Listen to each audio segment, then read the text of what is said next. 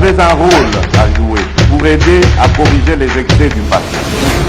Vous les collègues du Grand Kivu, quittez les groupes armés, je vais le dire.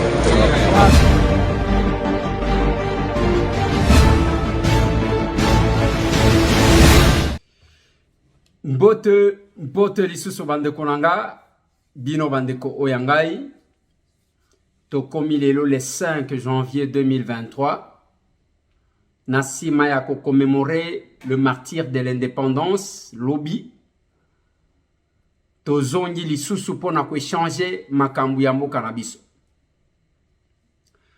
Moïse Zangi contredit Isabelle Kibasa sur la somme de bourse pour la université officielle de Mbujimai. Qui dit la vérité? Masolo na dopité. Ba politicien Bibotu et Bandi. C'est la vidéo du professeur Njoli qui a fait le tour. Il y a tous les réseaux sociaux. Oyo bâti extrait.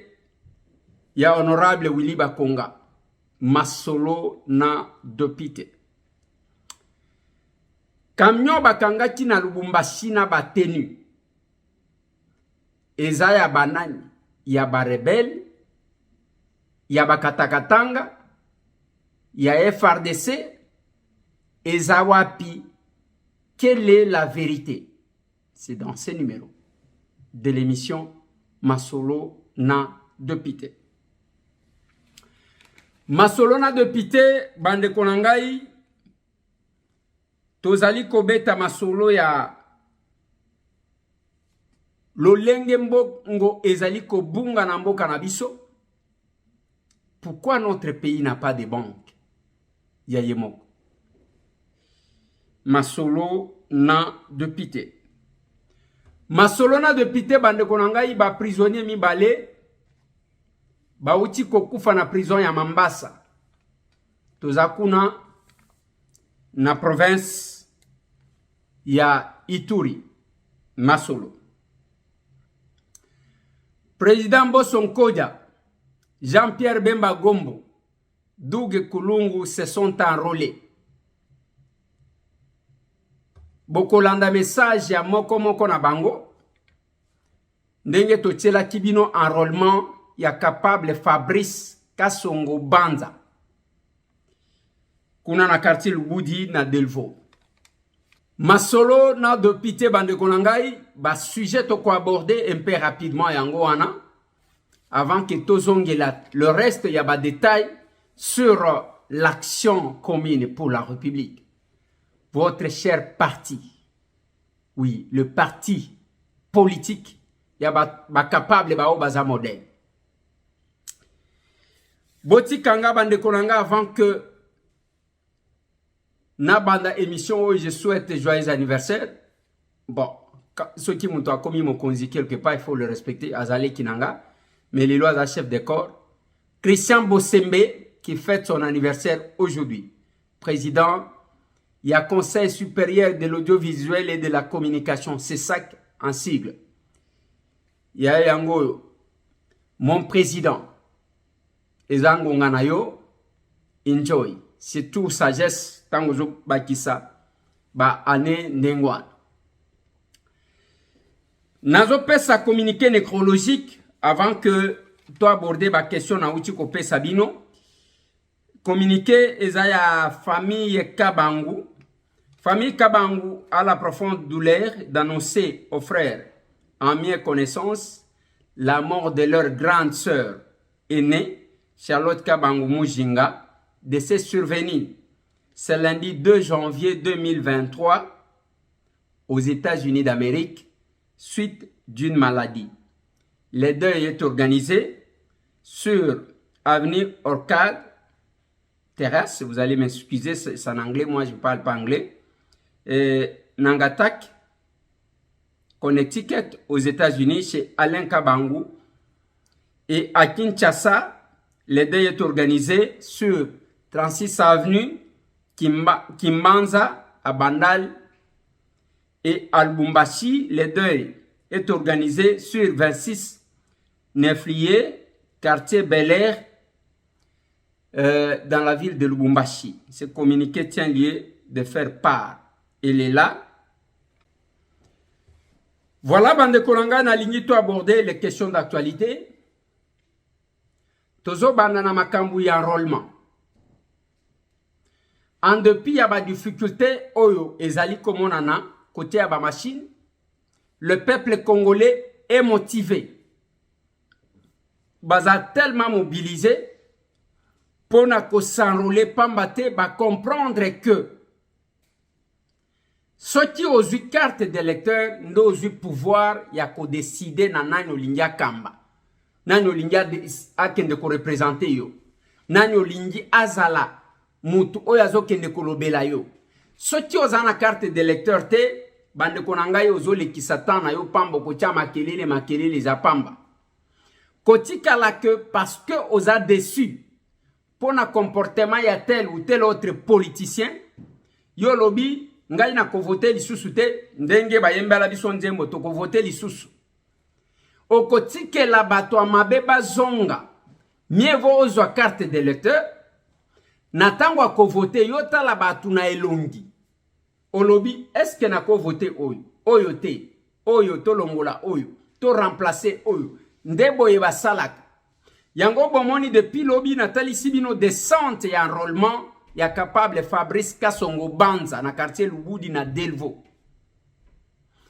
a expliqué bat atalisi bango ke mai na courant to koluka il faut to luka biso moko ndenge nini ya ko décider mais entre temps on fait les démarches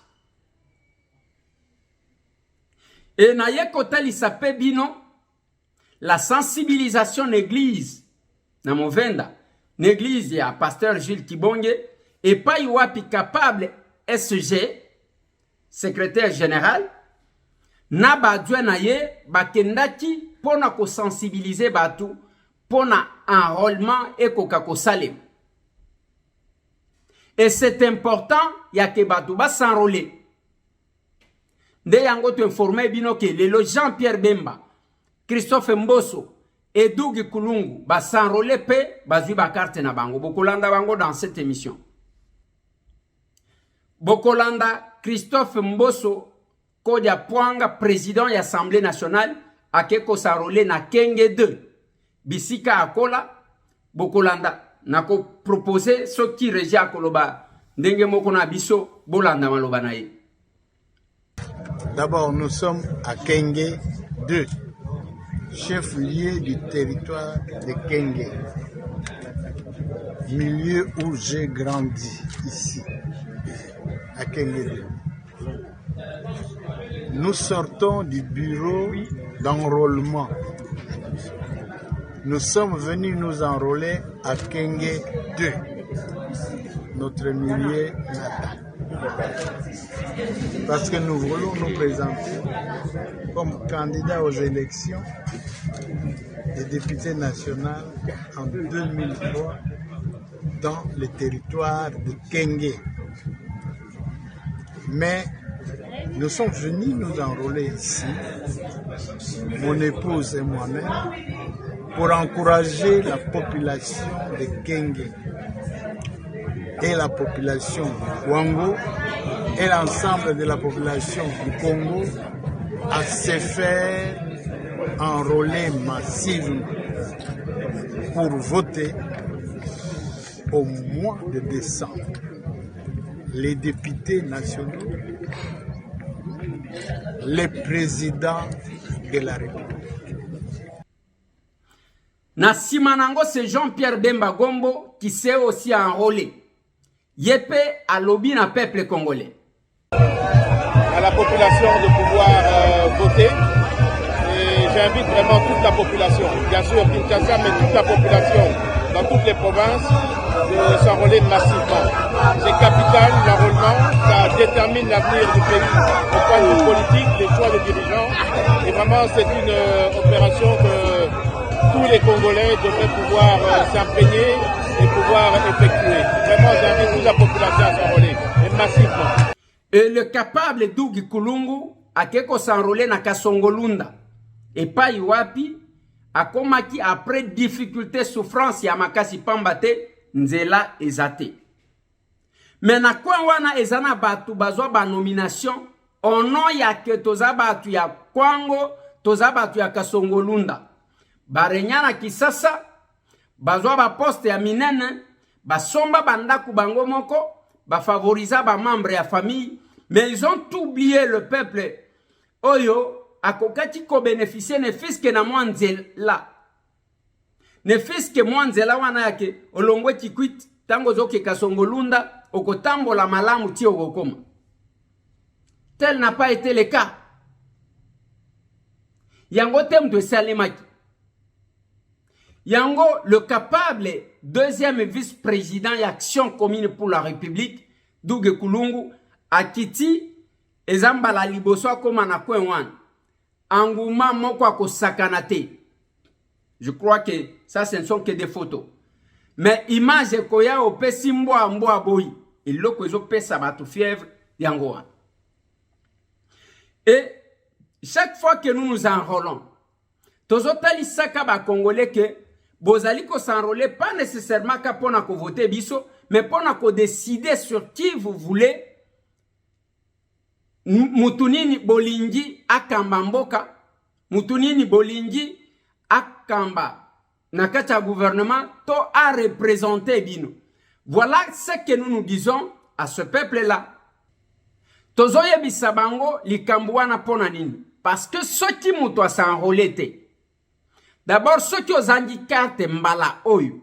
Bino batu bazana première zone opérationnelle ou aire opérationnelle au Seigneur Pesaki. Ozana Kisasa, ozana Congo Central, ozana Grand Bandundu, ozana Grand Équateur. Ceux qui ont raté na un mois oyo ko s'enrôler, yeba ke soit au kokene na province mususu kozwa carte, soit au kotika la nengwana pendant 5 ans, au kozala ni na droit ya ko décider te, ni na document moko yo okozwe la passeport te, ni eloko moko te. Oui, ezana bande ko bazo pesa dans la diaspora,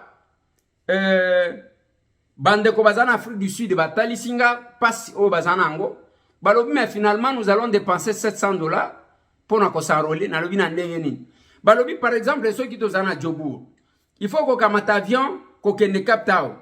Ceux qui aux avions pour besoin poser biso il faut ko zala kaka na passeport. Passeport wa ezote kama $200. Ceux qui ont eu $200 n'ambongo à ticket au kotomé na $700 pour que on s'enrôler seulement. Est-ce qu'on ne peut pas nous faciliter? Je leur ai dit, on va essayer de discuter. Na bandeko bazali kuna na seni bakoka ko comprendre cette difficulté là parce que même na États-Unis d'Amérique, États-Unis za munene ko sakanate. Batu sikoy bako banda ko s'enrôler wapi? Pona ko faciliter bango na grandeur ya États-Unis, même ceux qui ont vu Canada, même bambo kamususu parce que bazu Canada, États-Unis, Belgique, France, Afrique du Sud. Comment nous pouvons faire pour que tout ba Congolais n'y surtout bazwa opportunité? Il faut yeba ke bandeko bazana bambo kamupaya, bazaka na programme très serré par rapport ya misala na bango. Mais ceux qui boteli bango na distance et kozala moins compliqué. Et puis, cette décision kozala simple formalité, au lieu à que ba Congolais ou bazali banda va se prononcer aussi dans les pays qui ont été choisis pour la première fois. Et zaka début, il y a ba demande na soué na ba. Soué mususu pe kozala ya que il ne pouvait pas continuer à demander les visas pour na kokende na mboka na bango. Mutoazo kende kotala mama na ya koma mubange, à un moment donné wazo senga prise en charge. Oya kotinda prise en charge. Eza oya boko laka ubeya kosala ndenge nini. C'est parmi les choses oto sengeli kotala malembe pour que to bongisa. Parce que ko voter ba loi. Ba votaka loi selon besoin ya population. Et derrière chaque loi, il y a une valeur à protéger. Qu'est-ce que nous protégeons comme valeur? Yango bozo mona lelo bande konanga. Ezana batu bazo yela biso ba démarche parce que ba ko tambola na bamboka bapaya ba memela biso mariage gay. Est-ce que mariage gay ezoya ko protéger quelle valeur selon biso ba congolais olongwe kuna nazomona États-Unis d'Amérique est-ce que peine de mort ezalaka to ezalaka te bino bande ko bozana États-Unis boko benga bo expliquer ngai parce que ce débat et pas na biso to tchango en priorité comme si ce que les Congolais attendent de nous ezaowan je ne sais pas. Et souvent, toujours salaka, une fois j'intervenais à l'Assemblée nationale, je ne sais pas si la régie peut nous rappeler, Nazati Kolobana Bango que je suis en train de vivre l'occidentalisation ya balwa na biso. Toujours réfléchir en Occident, si je peux dire ainsi, ou en occidentaux, pour que tous soyango, tous salango ponambo cannabis, nous n'avons pas la même réalité. Voilà pourquoi la plupart des lois qui sont votées ne sont pas appliquées parce que ça ne vient pas répondre, ça ne vient pas s'adapter, ça ne vient pas codifier les comportements yaba acteurs dans la communauté. Avant de me poser la question, j'ai préférence à un auteur qui s'appelle Piaget, qui dit que l'intelligence, c'est savoir s'adapter à son environnement. Honorable Président, ici nous avons ratifié autant de lois en rapport avec la sécurité dans notre pays. Est-ce que nous pouvons d'abord évaluer la conséquence des lois que nous avons ratifiées? Les lois ne se créent pas par rapport aux autres. Les lois sont votées par rapport à nous-mêmes, par rapport à la République. Parce que c'est nous qui sommes bénéficiaires.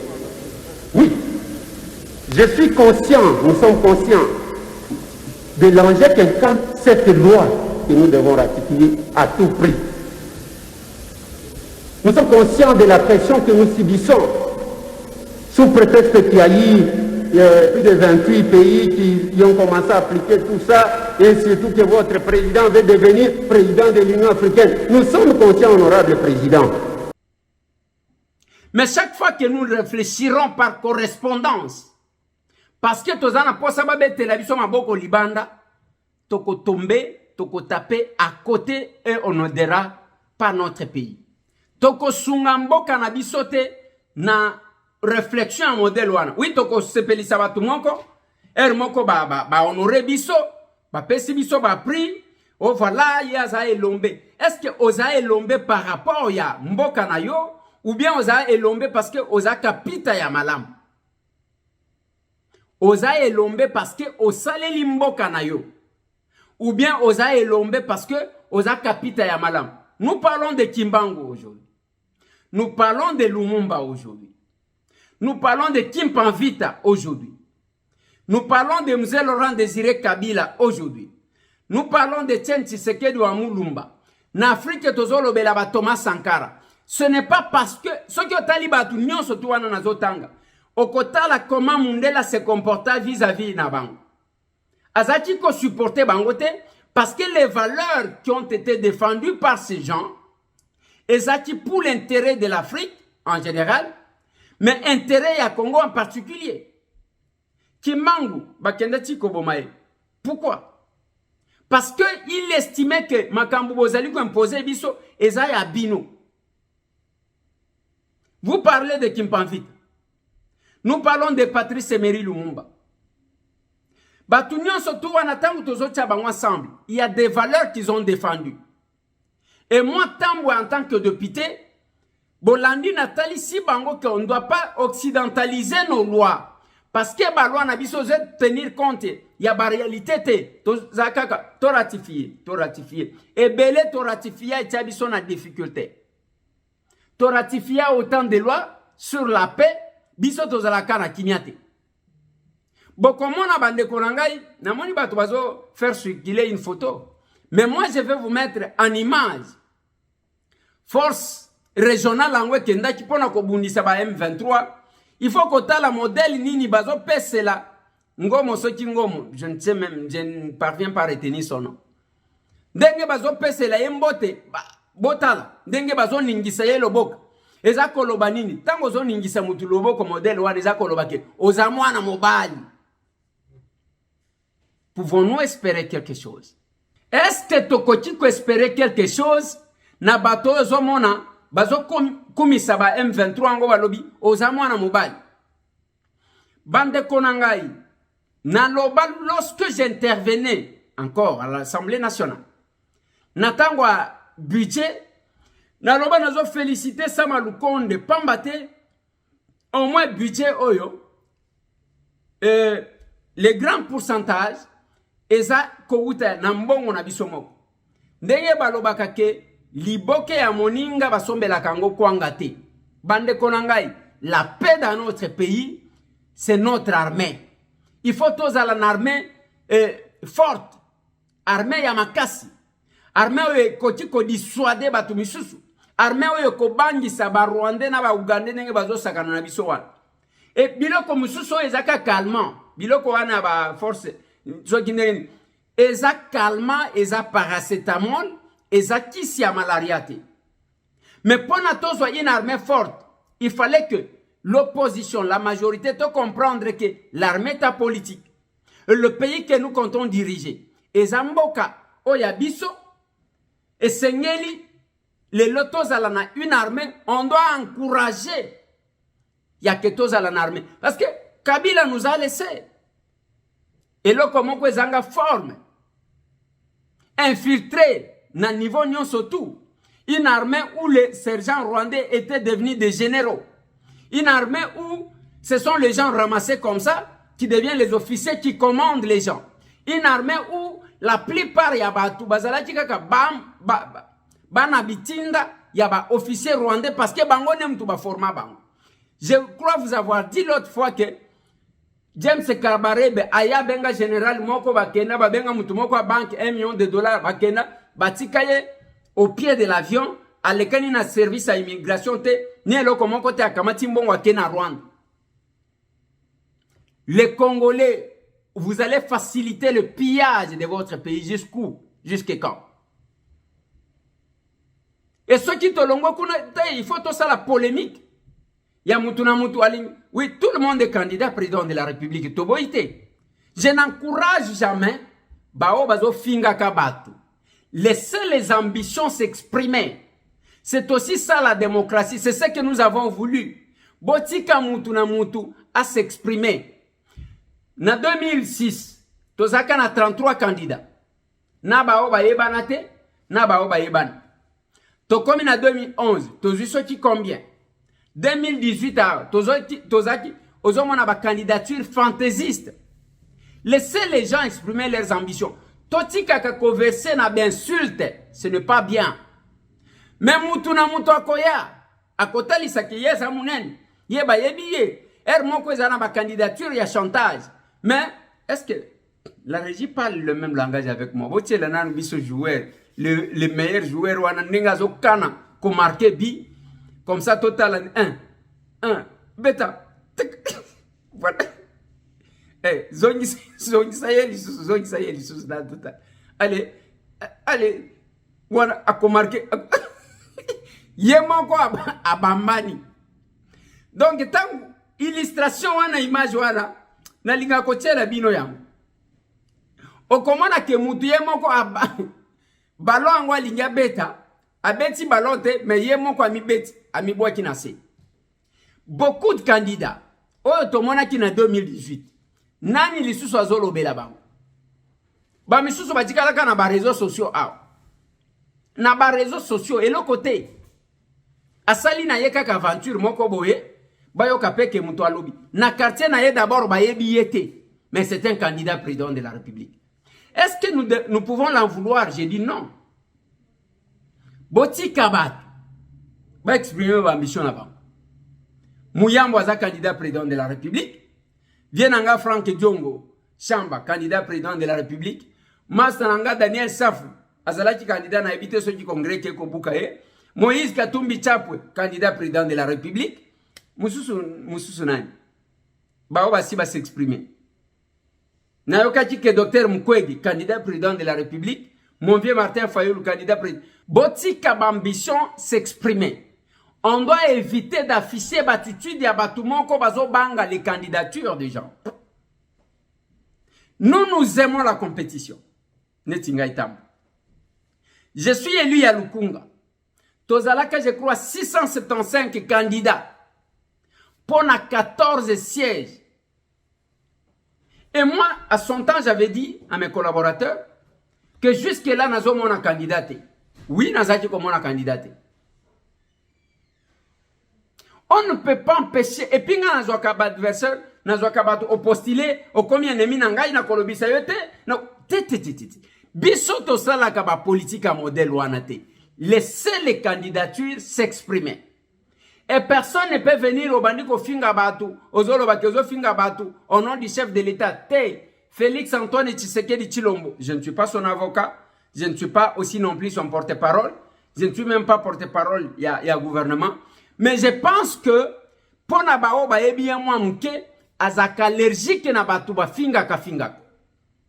Azaka mutu ya éducation anate. Ce qui mutu azo finga, bo, tala oyo azo finga, n'associez pas le chef de l'État parce qu'il n'est pas là pour ça. Il n'est pas là. La même chose, même temps on a dit mon candidat, militant, ce sont des flatteurs. Parce que, Ndenge Baloba, tout flatteur vit au dépend de celui qui l'écoute. Bazo flatté pour que ba approcher bango. Bazakuna na ba réseaux sociaux musala afingi après bengi men. On ndenge na betiye azo zwaka yangwali azo tindi boy. Non. Biso batambwe to sala kombo na Congo. Pe libanda ya mboka. Jamais ko bimisa vidéo moko biso tozo finga te. Eza éducation na biso te. Si tout biso ba villageois. Oko finga mutu ndeni. Biso to yebaka na biso ko finga ta. Éducation na biso eza ndengo wana te. Mais koloba na vérité oui. Je peux critiquer. Na zoloba te ke ngana za saint te. Na koti ko critiquer tout comme ba koti pe ko critiquer nga. Na lobelaka na ba collaborateur nanga. Ya tokomi wapi télévision. Ya tokomi wapi radio. Ya tokomi wapi YouTube. Tout ce que vous voulez. Na lobaka na bango autant to critika kabatu. Autant boti kabatu ba critiquer biso. Koloba na mutu teke na koyama mutu boete parce que ya critika kande ko eleze te. Na critika kabatu mena finga kabatu te. Parce que ko finga ndema benga de ko finyinga na zwi vidéo na bombi. O finyinga na zwi vidéo na bombi. O finyinga na zwi vidéo na bombi. Dès que komi ba nombre onga na contact na memio kana justice. Ça c'est le principe j'ai adopté pour ça parce que on doit corriger quand même certaines personnes. Okoya ko faire payer bisote les prix à éducation au rata. T. Okoya ko faire payer bisote et les prix ya tisoular na yo. T. Les canabaïde critiquer M. Tambo autant qu'on a critiqué Kabato. Dans le cacao, je fais mes analyses, je critique. J'ai analysé la sortie médiatique. Il y avait un gars Christian Mwando. Le Nayokati, lobby que Batitaki na Katanga et que le mot d'ordre serait donné à Kebake Nekoyamba Bango en roi. C'est bien que vous avez posé l'image, mais l'image en automonité, il y a un nenge bayamba ki bango. Mais na critiqué sorti na j'ai analysé ma compréhension. Na lobby à cet âge-là, mon vieux Christian Mwando ne devrait pas dire que Azamwana Babota Libanda en ce qui concerne les affaires de l'État. Na âge na ye wana na expérience azanango. Akokati kolobate ke Azamwana Babota Libanda en ce qui concerne les affaires de l'État. Et Nathalie Saki, parce que chaque fois, le discours, il y a démission, ce n'est pas un discours que bakoya na campagne électorale wana bakokuta na biso. Oh, j'avais démissionné, mais au démissionnant pour nani. Parce que yo moko lobby ke au bénéficiaire collaboration ya malamu ya chef de l'État, na ya premier ministre, yo moko ozo encadrement ya chef de l'État, na ya premier ministre, donc eza koloba ke ba pesa yo possibilité nyonso ya ko servir mboka. Ce que ça le côté, c'est que yo moko mutema mabe. La démission, c'est par solidarité. Au salaire à contre-cœur.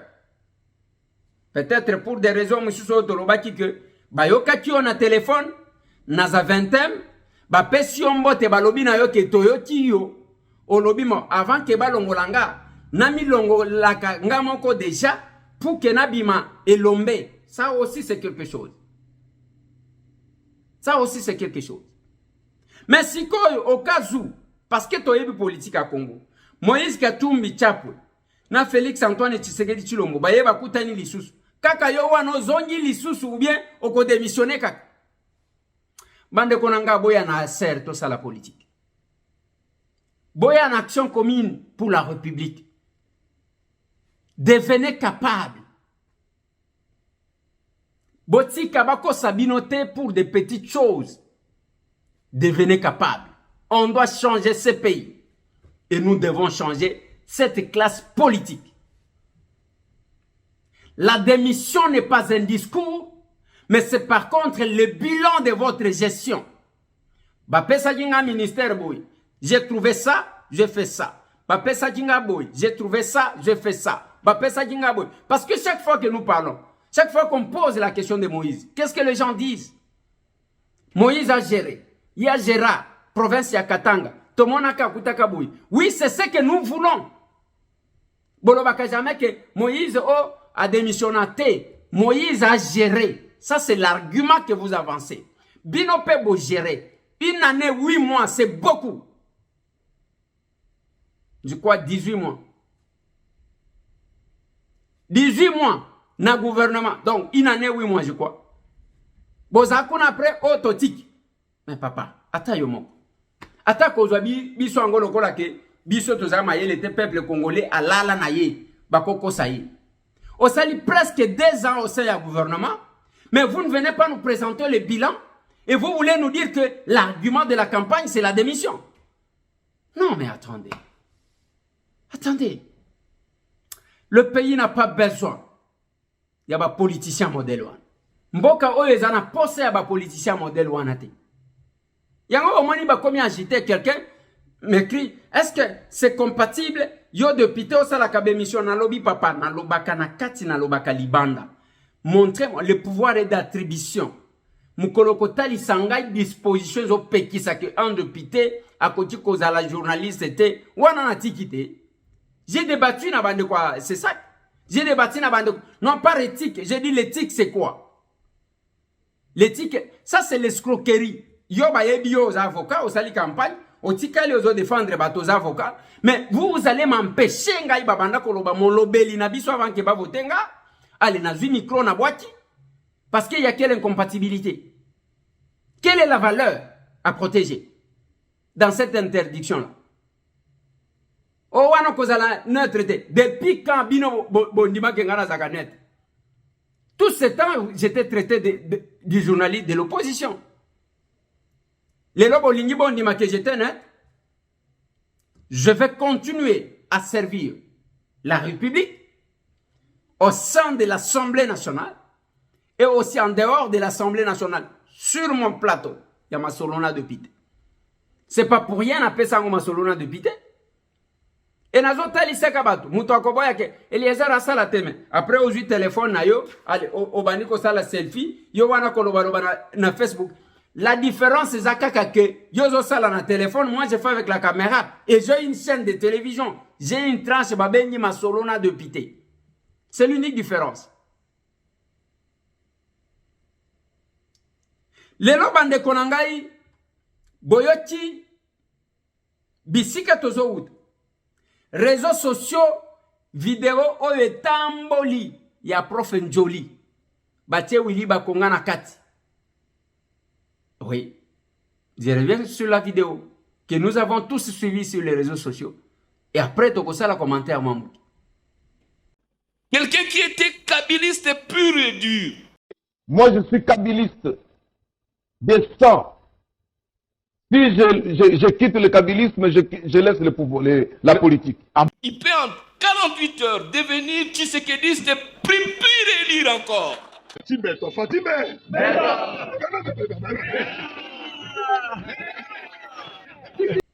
Voilà. Yo kangini. Au kangini. Est-ce que Bande Konanga, nous avons tort de demander ce que Boya Tosala politique autrement? Est-ce que tozana tort ya kosenga bino ke boya to ça la politique autrement? On n'a pas tort. Pas du tout. On doit changer cette classe politique pourrie. Classe politique où elle a qui si ba limite nango. Tozala na batumo ko boy. Parce que on a ya ba poste muto ko sala n'importe quoi sans kayo kasoni. Et les gens ne sont plus convaincus de ce qu'ils font.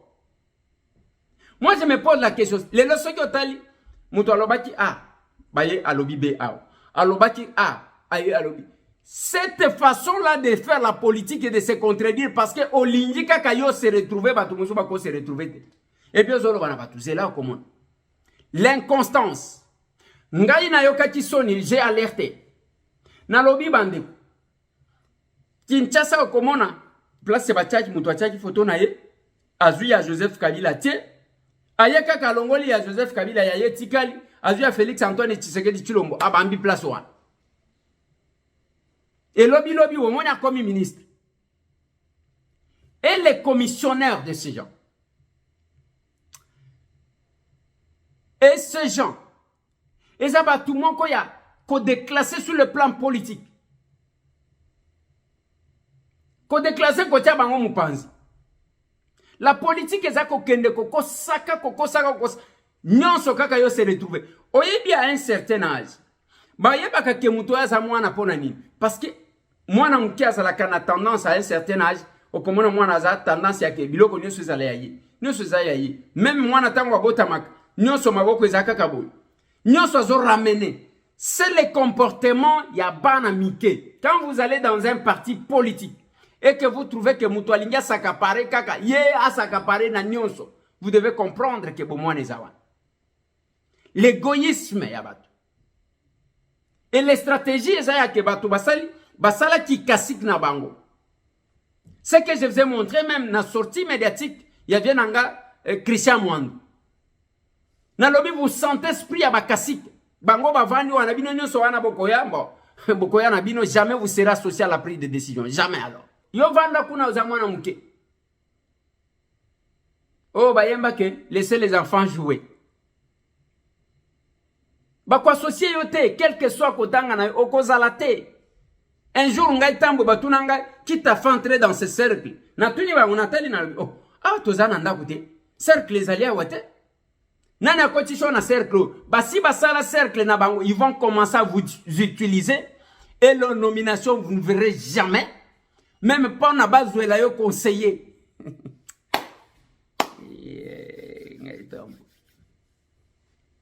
Un mécanisme de bloquer les gens, de les enterrer. Bande konangai, boya, bokoma ba capable. Les gens qui disent ce qu'ils font ce qu'ils disent. Les gens qui pensent que les anges ne viendront pas changer les systèmes dans notre pays, bisomo kotoko changer. C'est l'action commune pour la République. Tozaka na kabinda 102, croisement Kasavubu na commune à Kinshasa. Yakawa dere kuna. Yakawa dere na parti politique. Oui, parti. Mutualité.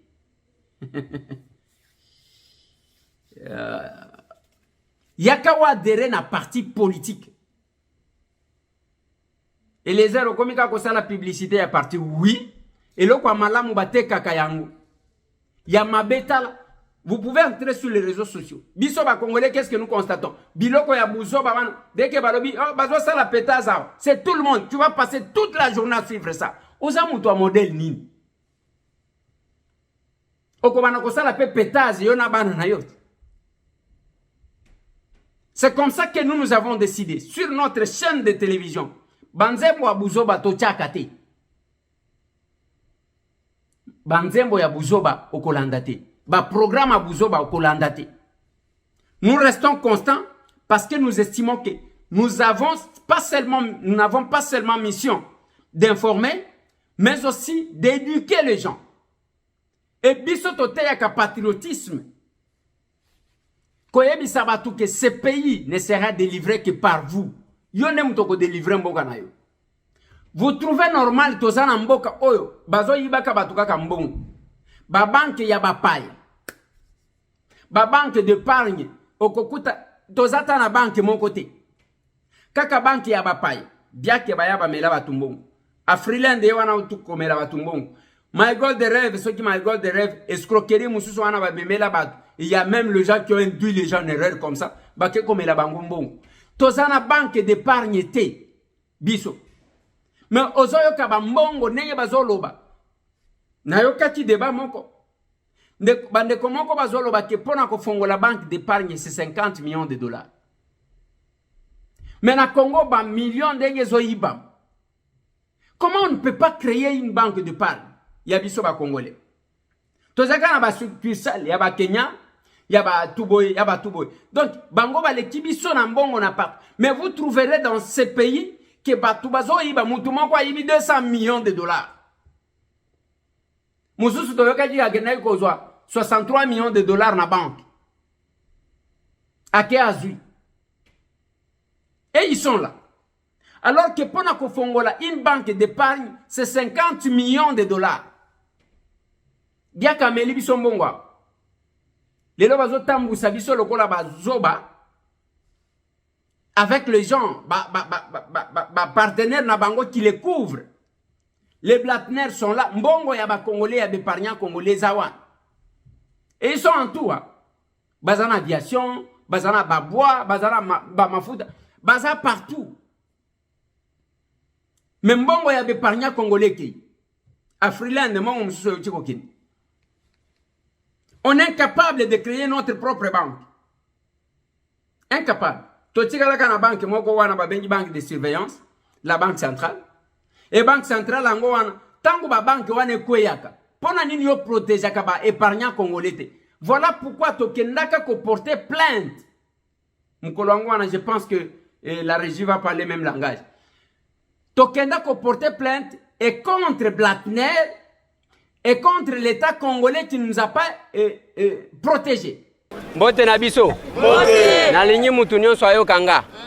Parce que ezana makambu tozo solola awa na ba caméra, mususu il faut to se concerter parce que eza procédure.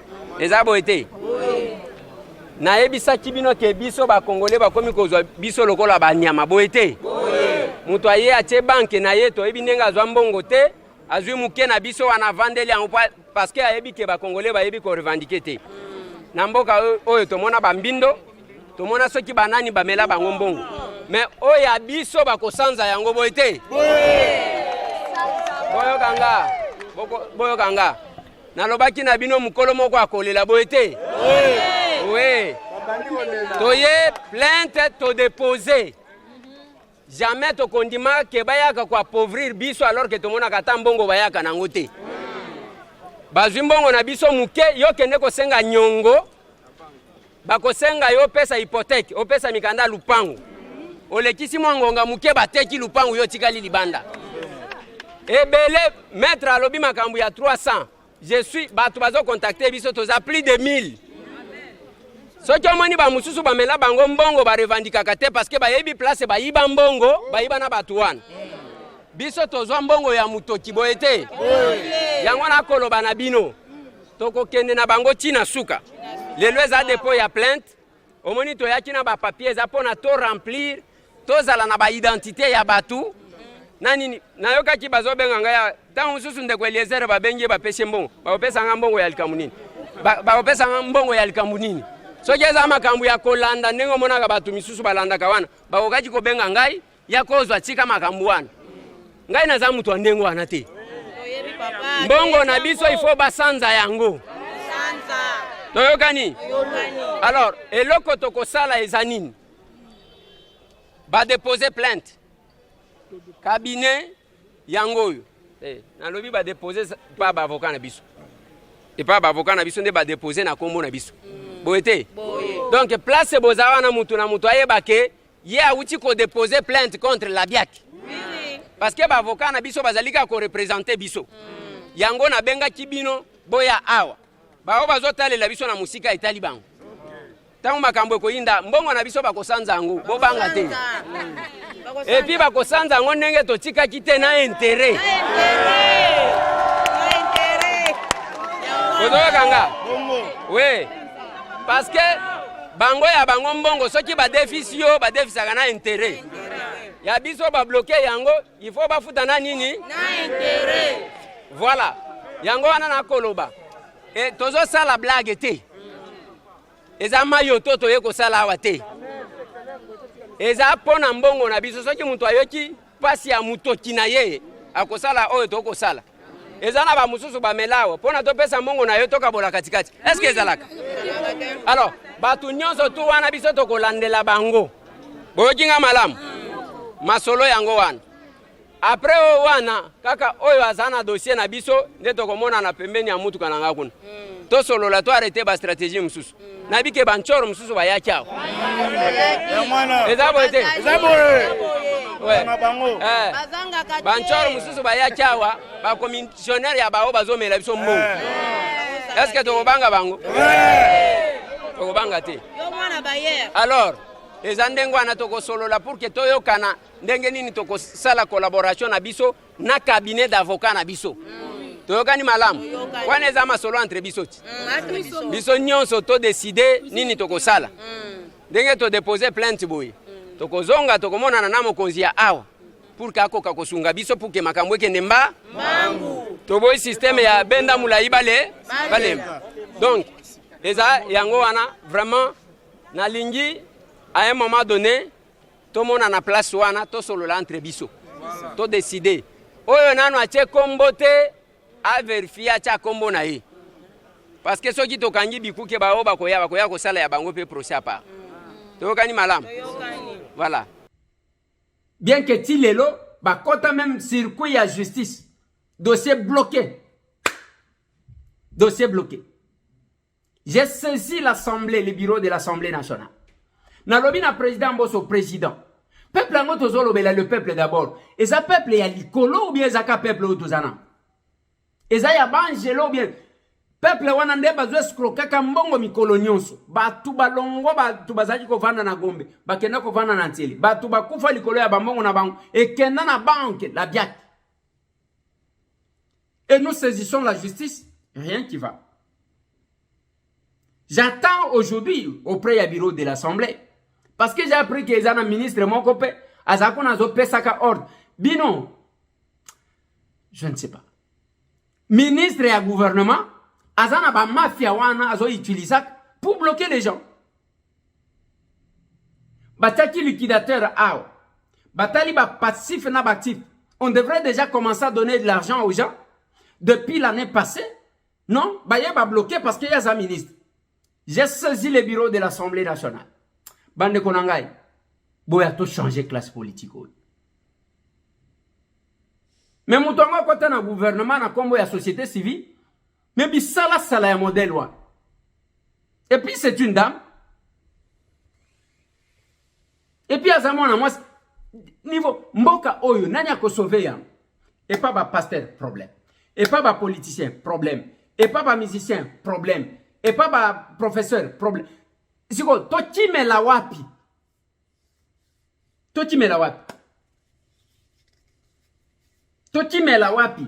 Parce que à ce point batu bazo kufa yo vandi na bureau. Mais le chef de l'État qui vous a nommé par ordonnance présidentielle. Azolo ba le peuple d'abord. Ce qu'on a zomituna. Peuple wan ezakaka oyo tozo mona bazo souffrir ou bien zana peuple moko zo vivre na monde mususu biso tozo yebate. Je ne parviens pas à trouver des réponses.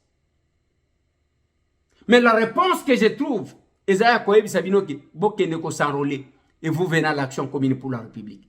Toluka nengeni n'a ko changer bakam. Les autres ont un problème à Kassai. J'ai fait plusieurs émissions là-dessus. Visite à chef de l'État, nengeni na longwe na kanda. Pona bambongo ba de Boursaki. J'apprends que c'est plus de 100 millions de dollars. Qui l'avait instruit pour que ça. Mais écoutez le comme côté. Et le comme malonga ezate. Tolandi, Madame Isabelle Kibasa, alobela ti makambu ya mbongo aram. Apé si montant ya mbongo. Oyo alobaki mbongo ba pesa ki pour la construction à l'université. Likambu ya 42 millions de dollars. Place tozwa keza et pas Madame Isabelle Kibasa. Personne n'a inventé. Mais nous avons suivi maintenant le ministre de l'Essu. Il y a ceux qui dit 7 millions de dollars. Alors, même le pourcentage, personne va débourser un bon oignon sauté. Ce qu'on a lobby, ton dit la nani. Ton dit la Madame Isabelle Kibasa. Alors, que mbongo ya rama, pesina place mbongo utaki. Alors, à ça même une étude comparative. Alors, IBTP, banda kwese botie mati. Ou bien ton dit la oh, ministre à lobby, parce que le ministre de l'Essu ne débourse pas de l'argent.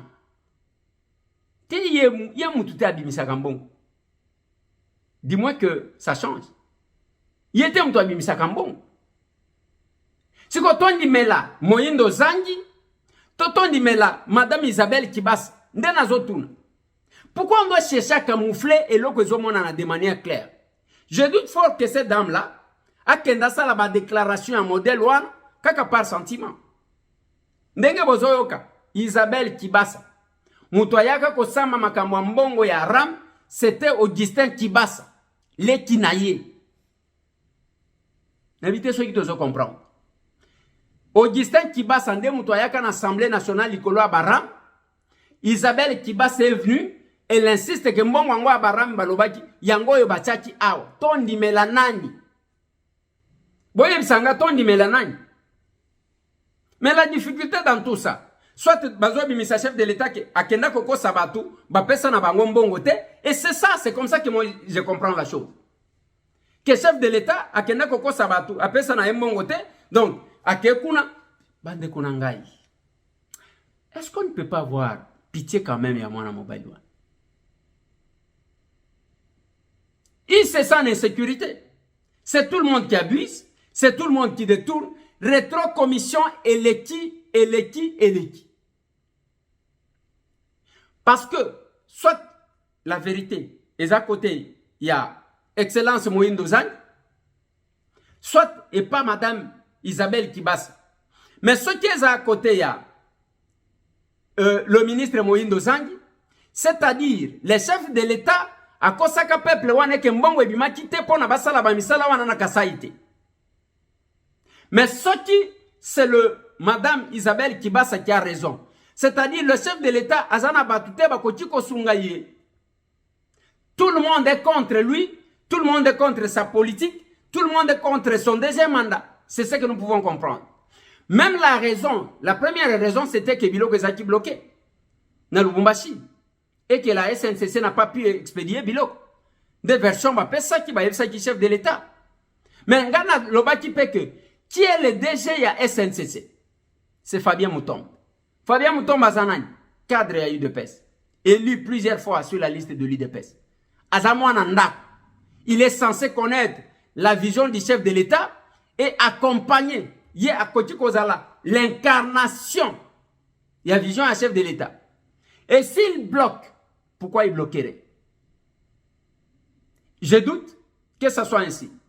Bisoto Koutanana Mouton. Fabien, pona shit katen na mona ndenge ni nazobi misaka ba conteneur pona eme makabiloko e koma kakuna makambo wa shit katen o ba négliger ba conteneur e mema biloko e bandiko kende chaque semaine au moins conteneur moko ezokoma na chimbu chaque semaine conteneur ezokoma na chimbu. Mais à combien plus forte raison pona biloko ya kokisa oyo chef de l'État kendaki ko la kabatu sur place. Je doute fort que ça soit comme ça. Mais la vérité.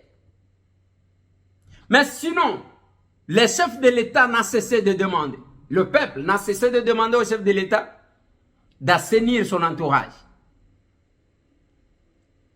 Il y a quoi?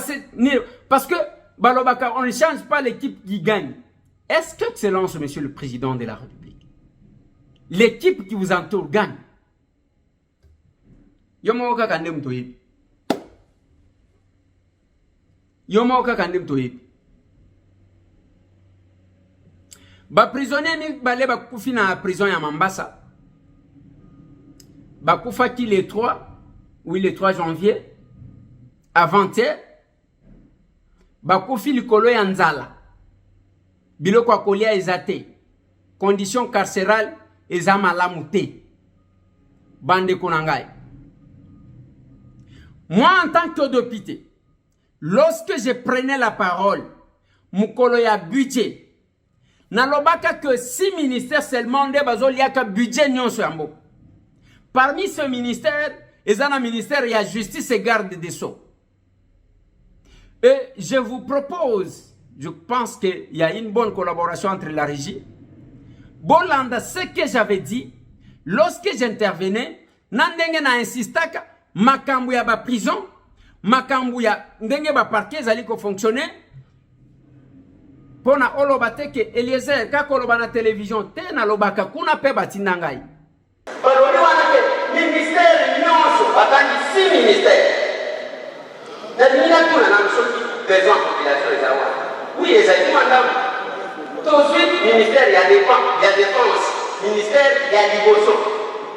Président, de batie wana ke ya mo kwezimbo kwebele. Mais bikono nyonso bazolo ba awa ke tozo pesa mbongo te ya kopesa ba soldat, ya kokende na front, ya kokende na armée, mais na document oyo ke kuti ke ministère ya liboso ezo mo kwebele et sa défense. Deuxième élément, président. Dans le ministère à nous parler et dans le ministère d'enseignement.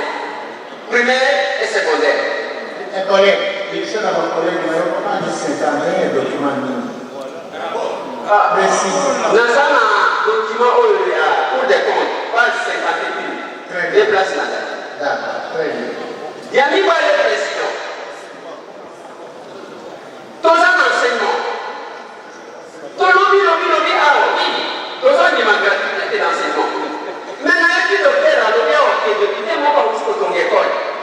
Si vous manquez pas affecter l'enseignement, honorable président, et ce qui est là, qui va être là, on va bien dans troisième ministère, et ça y a l'intérieur. Honorable président, n'engagez pas Zayawa, Nana Yotoye, qui est là. Nous avons des points sans lien pour sa garantie honorable président. Si vous m'envoyez le ministère de l'Intérieur, vous savez maintenant, et ça dit, honorable président, ça c'est un cas d'intérieur. Là où le pays fonctionne normalement, les services de renseignement devraient nous aider à anticiper les événements. Mais ce qui est dit à votre président, ils nous a surpris dans la main. C'est comme si renseignement de conseil de charité, vous savez la banque. Ce n'est pas ça, c'est les services d'intelligence, honorable président. Quatrième ministère, Balobi, affaires étrangères. Quand vous demandez affaires étrangères, vous avez du budget, vous avez de diplomatie. Quand vous avez de la diplomatie, mon pays va respecter. Limana passeport, il y a congolais, il y a congolais,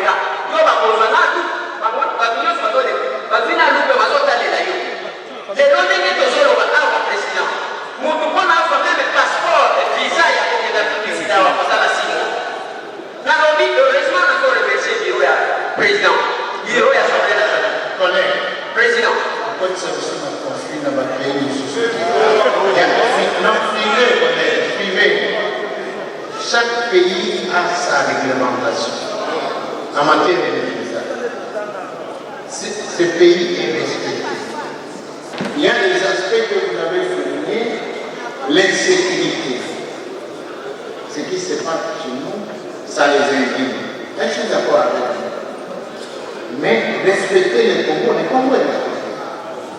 Nous sommes respectés. C'est possible. Allez-y. Maintenant, c'est souvent une expertise, expérience, mais nous avons appris que les habitants, nous avons fait ça au Bénin, ça vous a aidé. Nous avons fait qu'il faut qu'on ait 10% pour la caisse nationale de la péréquation. Parce que la caisse nationale qui est équilibre, il y a un ETD. Ce qui m'a donné de l'autre et comme déjà parce qu'il n'y a pas d'équilibre. Honorable président, tout le monde a un moment il y a 10% il y a la caisse nationale de la péréquation.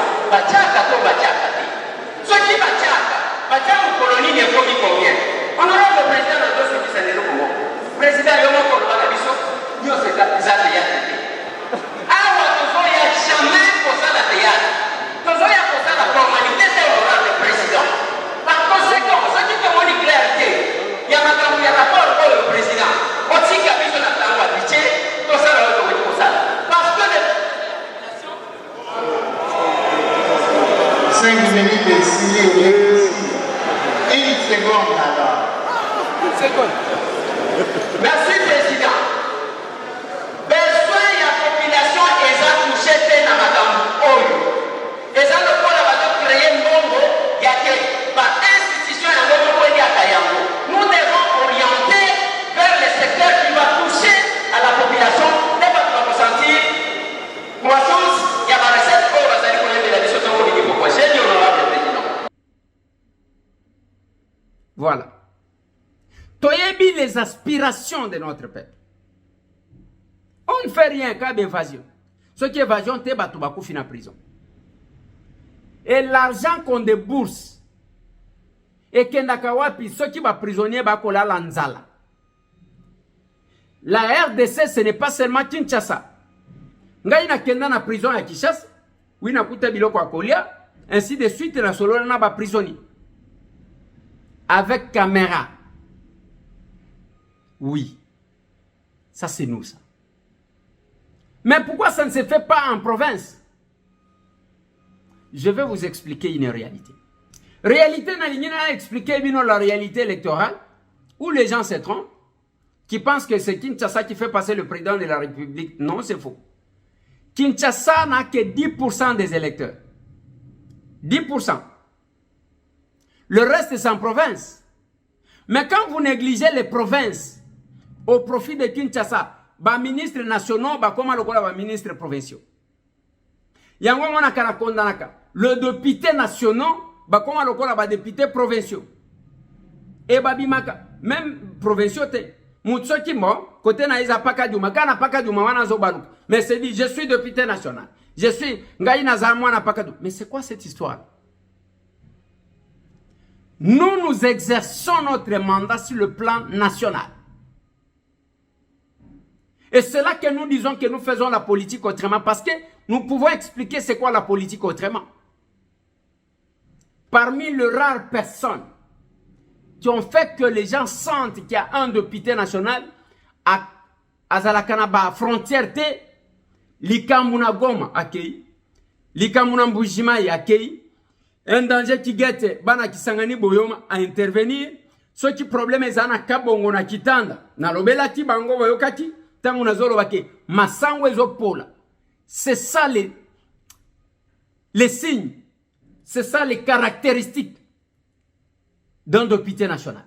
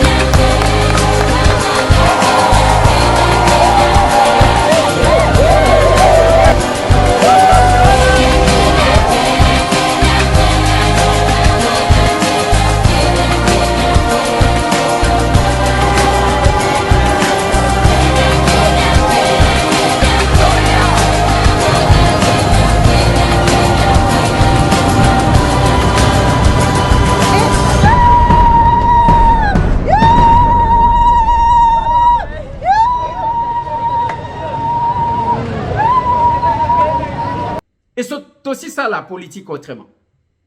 Le pouvoir de l'amour.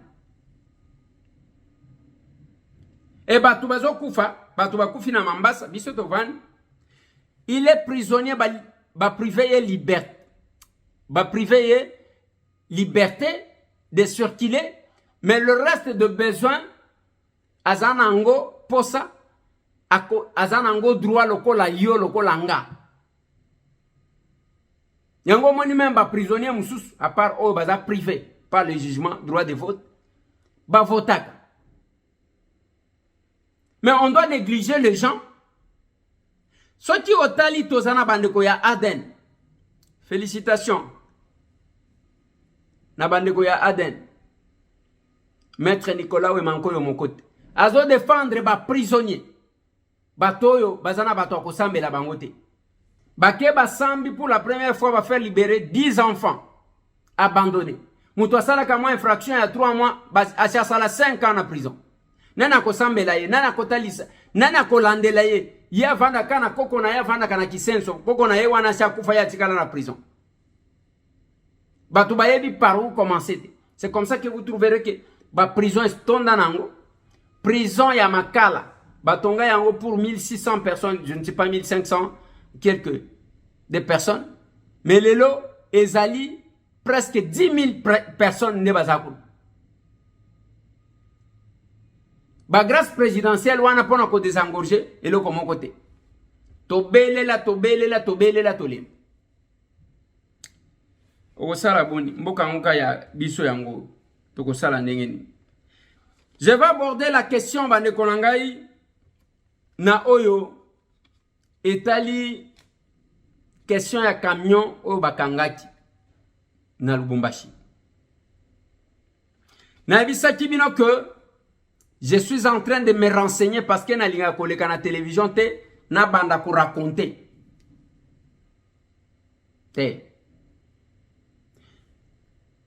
Qu'est-ce qui s'est passé? Ezana mutuka moko je vis c'est parti dans tous les sens, c'est pas ennemi de la République ba obasali. Ba tenu ba kuti na camion wana. Est-ce que zaya banguna? Est-ce que zaya bakatakatanga? Est-ce que zaya banani? Tenu camion conteneur au bazui. Ezaya banguna te. Eza pe ya bakatakatanga te. Eza camion ya FRDC. Tenu ya FRDC. Qu'est-ce qui s'est passé? Bateni wane zalachi koya kouta na mboka o zalachi kouta. La police n'était pas informée. Ba patrouilleur tellement que mikolo yo la police batu nyonso ezala peuple congolais ezala ba service misongan. Yango moni ba espion bakangani e bakobanda kokanga makama moko ndenge wa ba cache d'armes mikolo nyonso oyo bazali ko bimisaka ya. Mais mukolo moko akokufa. Mukolo moko akole. Mukolo moko akokufela na prison. Parce que ba révélation oyo bandi. Mukolo moko akokufela na prison. Le camion venait na tenue ya FRDC. Tango ezo kende na Lubumbashi compte tenu à insécurité bouclage bandaka na 20 je crois ba 22 heures. Ba patrouilleur ba moni conteneur ba bloquer conteneur. Il faut toye bani ezalakat ko fongola ba kuti ba tenue militaire. Comme la police n'était pas au courant, bazui conteneur wana ba ke ko bomba ngona la police. Jusqu'à ce que le mot d'ordre était venu, ya kotali sa que ezaba tenu o ezo kende Kinshasa. Autre version, biso to ebite. O ngana pe sibino, na ebisa kibino lobike, je suis en train de me renseigner parce que je ne peux pas passer à la télé, na bani koloba biloko pona na sepelisa batu bayo kamatoi. Non, la version c'est ça. La police congolaise aza en alerte mikoloyo. Vigilance ya makas. Yango moni, il faut tangu batu bakorompaka bango toloba kizamabe. Mais ceux qui batu basali musala, il faut koyeba. Yango bakeyi, balekisa kero konengo anate, bakokaki pe kosenga bopesa biso 200 francs balekisi mutu te bavérifie bakuti batenu et les tenues ce sont les tenues à militaire na biso ezaki kokende na Kinshasa. C'est la version que j'ai eue. Ce qui peut-être beaucoup dans la version beaucoup ya kopesa biso, mais cette version que j'ai donnée est la version oyo j'estime que des versions ya solo yango tokole kana ba émotion te aw nyonso tu wana ezotalisa lolenge kani ba congolais balembi ba rébellion balembi oyo ndenge tokati ke bakatakatanga e bato bazosala soki ndenge nini te ba congolais balembi makambuwa ki katanga makambo bakatakatanga. Je vous ai fait réfléchir une chose o balinga ki bameka na lobi boyebi force za kuna boko bomisa bana batu pamba boyebi bien force za kuna ba blague wana ne bozaki ko sala pyromane qui jouait sapeur pompier bozo bimisa batu Joseph Kabila au pouvoir général major bolobi azamu bakati mais mikolo nyonso incursion ya balubakati babi maka bakatakatanga bakata sans savoir qu'est-ce que vous revendiquez. Et les généraux forts, les Katangais. Mikolo nyonso bakatakatanga bakoti. Bakoti teli kote ya Kabula Meshi, bakoteli kuna na Rwashi, bakoteli na Kinkalawam, bakoteli bazakote ya Kisang. Kakaboy, vous posez la question, bazo réclamer nini. Bolobaki Joseph Kabila, azamu lubakati, azakatange. Bino balubakati, bosala katakatanga ya likamuni. Yango bomoni, ce qui dérange aussi, c'est le fait que, depuis que Félix Antoine est là, ba bêtise ou anezo salimate. Et ils sont au courant de la force qu'il a. Le kola balinga kako bomi sabatu pour que bazwa discours à campagne, ça va échouer. Et tout ce qu'ils veulent faire, les ayanines, ceux qui ba wana ba kufi, allez, ba bimi ba kufi, bango bazwi siko discours. Vous voyez, bozomana makamboyo, batoto akatanga, mukonona hivi. C'est tout ce qu'ils cherchent. Non, défendez le peuple qui vous a élu. Défendez les mandats que vous avez reçus. Avant d'en demander encore une fois de plus. Totika politique ya kindoki ya kobomisaka bato. Totika politique ya kobomisaka bato ya kosimbaka makila. La politique ce n'est pas ça. Nalobaki na bino ke kobanda mikolo ebo komona ndenge bakotonda na l'église.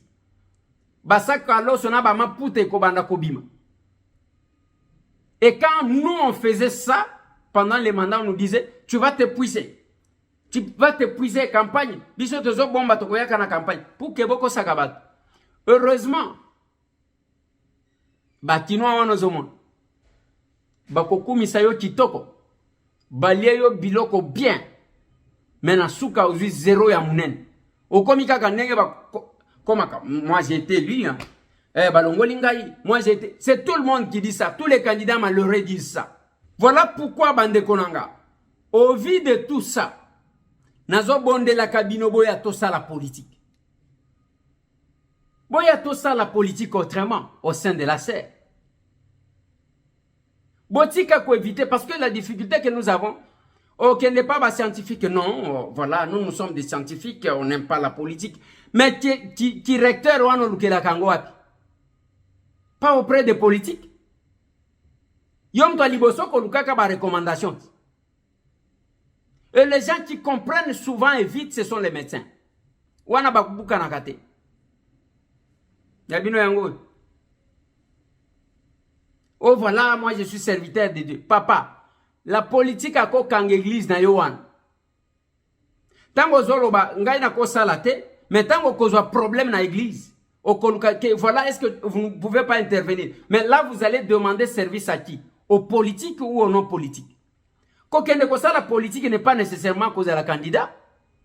Cause à la taliban na église na yo tali oyo, oyo azaboye, oui. Bino frère boko kende kuna, vous pouvez être des candidats ainsi de suite, mais vous appuyez ça. Que d'observer, vous serez condamné. Parce que, Bible lobby que quand les justes règnent, le peuple est dans la joie. Ce qui bat toi ma bébé bazali ko régner, peuple a collé. Et vous privez la joie, il y a un peuple parce que Bolingi ko s'engagé. Quelles que soient les raisons, l'université peut être fermée par la politique. Les églises, je vous ai toujours dit, Kagame a fermé plus de 2000 églises. Il est là. A sali combien d'années président de la République? Et quand vous regardez de loin, mais bino batwa liboso ko senga au moins oyewana osambeli aussi si mon voilà oyebi que moi nana yo asilisa musales kokota lelaye. Mais vous demandez maintenant service à qui? Quand on ne sait pas, allez vous observer. Tant que tozo bunda a bozo ta la musique, bande konangai. C'est nous qui allons changer les choses au Congo et non les anges. Banjelo bakoyate bisomo. Bisomo. Voilà na suki si wana pona lelo bande konangai. Tokutani li susulu. Mais sinon tozaliawa. Namboka ya malili. Mais moko tolongola moins stress, kolongola moins neige, ainsi de suite. Nde yango wana. Mais na kati ya ba neige wana oyo bazolo ba même na bana ke bobi matebo kende classe te, mutu azokumba pona kende musala. Akeyi musala azwi 100 francs na ye wana yo vandi kuna ozozela ozosala kaka ambiance vandi kuna okoinventer likambo zwi téléphone awa koko moyen te lelo tolalité ainsi de suite batindi mbongo yo wana ke ko régner na ba boîte de nuit na kapela mino pende ba mususu bango mais tant to senga quand même batuke bosunga batu bino batu aliboso ko finga Eliezer wana linyala kisani biso to ko sala te longwa kuna bovandela ka ko finga batu mais tant bazo lebi no mbongo na pete tinda tambongo ke basombela yo lupango neye ba komela yo yango bien et tant ko koma Kinshasa ko sala VC tango ko koma Kinshasa ko sala VC ngana tala ka batu nazo seka. Et je dis toujours aux gens tala yo finga na yo ngai problème ezate même mukolo kozwa problème okotambola bakoyebisa yo ke kende pas villageois bozaka combien ngana ebiti mais na lobi kaka bakoyebisa yo ke kende kokutana na villageois et ça c'est clair. Bande konanga na sukisi émission ya lelo elo kona koyebisa bino chaque fois to sala ki inventaire parce que mukolo liwa eyaka eyebanite na uti ko pesa bino communiqué nécrologique awate communiqué wana na pesi bino ce qui n'a expliqué bino dans quelles conditions cette grande dame est décédée bokondi mate atikala ki kutuna bana leki na ye leki na yaka Afrique mais ye wana liwa ngonga na ye kotiaki. On doit tout faire pendant que nous avons la force de le faire. C'est qui ça moninga et nous la politique que nous faisons ezaya ko sekis pesa moninga sourire. Allez tokutani lisusu l'autre.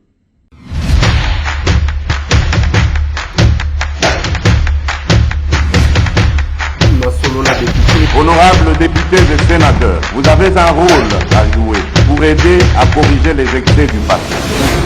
Vous les collègues du Grand qui quittez les groupes armés, je vais le dire.